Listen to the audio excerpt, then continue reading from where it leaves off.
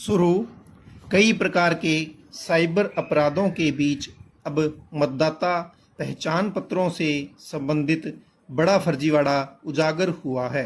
उत्तर प्रदेश के सहारनपुर में भारत निर्वाचन आयोग की वेबसाइट को कथित रूप से हैक करने और साइबर कैफ़े में हजारों फर्जी मतदाता पहचान पत्र बनाने का मामला सामने आया है।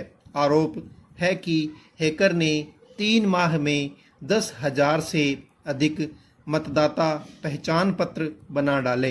एक आरोपी पुलिस की गिरफ्त में है और पूछताछ में यह जानकारी सामने आई है कि उसके खाते में 60 लाख रुपए मौजूद है।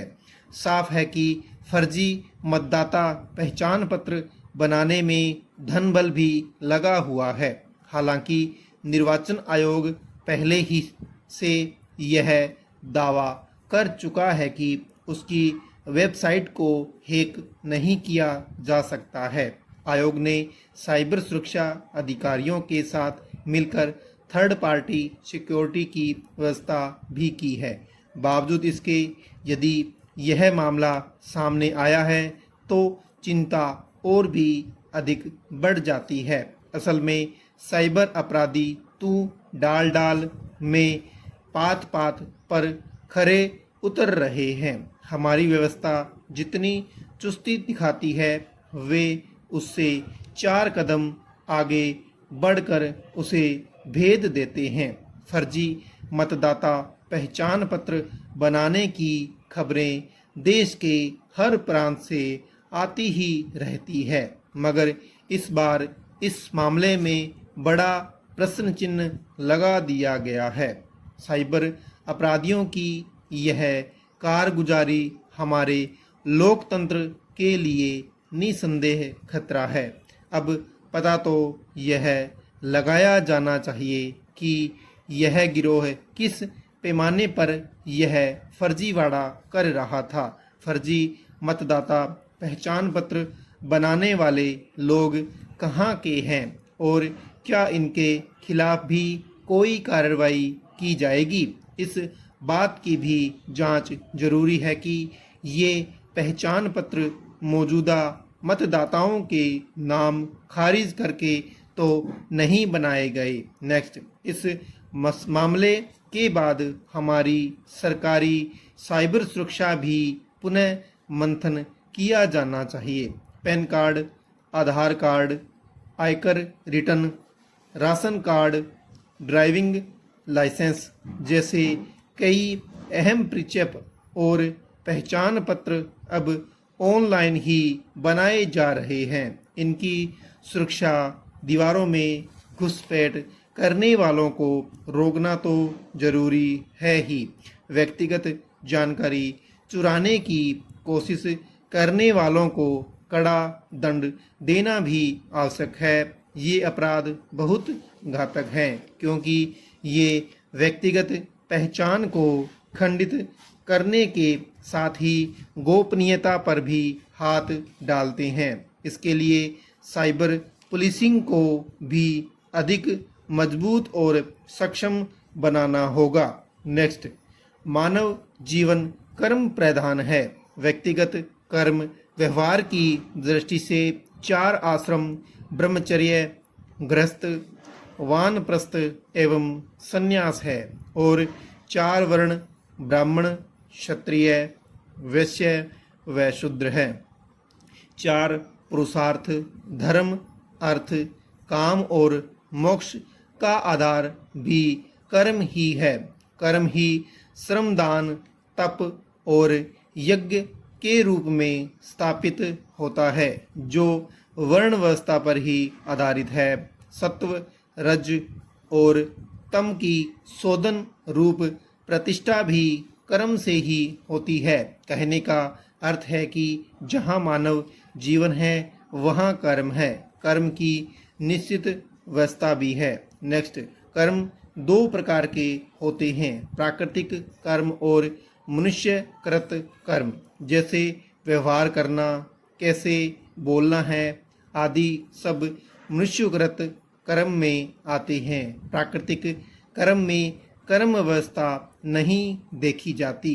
आहार, निद्रा, भय, मैथुन ये सब प्राकृतिक कर्म माने जाते हैं जो मनुष्य और पशु में न्यूनाधिक समान रहते हैं।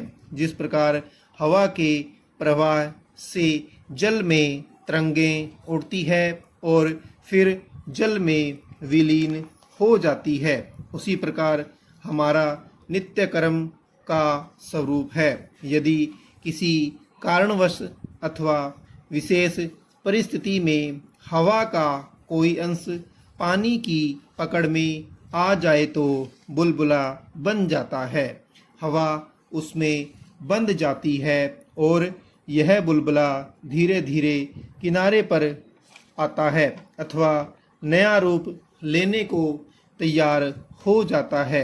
कीचड़ बनता है, रेल, चिकनी मिट्टी आदि बना देता है। हवा और पानी दोनों का स्वरूप बदल जाता है। जैसे वायु जल में बंधकर फैन रूप में भासित होता है, वैसे ही ब्रह्म में कर्म का पूर्णतया प्रतिभास होने से विश्वरूप बनता है। इस विश्वरूप बनने में प्रधान कारण माया कही जाती है। माया शब्द का पर्याय इच्छा जनित कर्म है।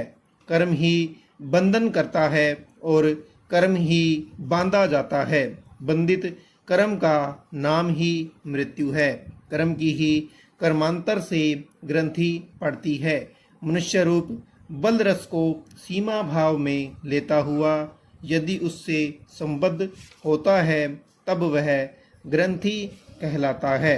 यही कर्म का सिद्धांत है। कर्म के इसी सिद्धांत पर जीवन और मृत्यु का चक्र चलता है।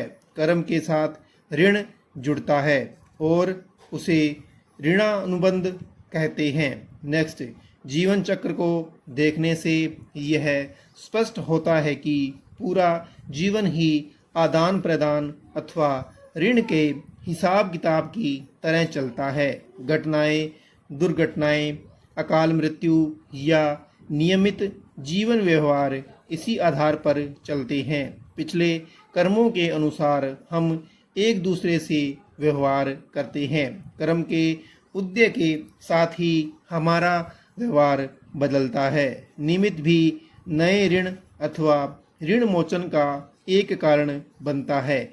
जब ऋण चुकता हो जाता है तो विषय भी जीवन से निकल जाता है। हमारे यहाँ कर्म का सिद्धांत ही जीवन का मूल आधार कहा गया है।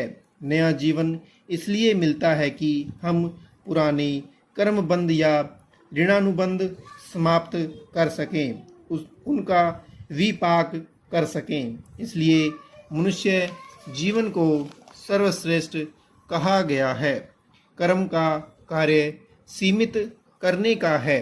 कर्म के अनुसार ही जीवन की सीमा भी तय होती है। जैसे ऋण पूरे हुए जीवन समाप्त हो जाता है। जन्म के साथ ही जीवन, कर्म और मृत्यु का निर्धारण भी होता है। हम इसमें फेरबदल नहीं कर पाते। हमारा प्रयास केवल यह हो सकता है कि हम पुराने ऋण को समझकर उनका विपाक करें और नए कर्मों का जाल न बनाएं। तभी सीमित को असीम में मिला सकते हैं, अन्यथा नहीं। कर्म करो, फल से मत जोड़ो। ऋण चुकाओ और मुक्त हो जाओ। पिछले जन्मों के कर्म व्यक्ति की आत्मा के साथ वासना संस्कार के रूप में जुड़े रहते हैं। भीतर झांकने का जो हमारा दर्शन है वह पिछले संस्कारों को जानने या परिष्कृत करने के लिए है। वह हर व्यक्ति के जीवन में उपयोगी है। यदि पूर्वकृत कर्म न होता तो यह जीवन नहीं मिलता। संसार में जो कुछ होता है उसका कार्य कारण भाव नियत है, अर्थात जो असत वस्तु है उसकी सत्ता कभी नहीं हो सकती है। विराम।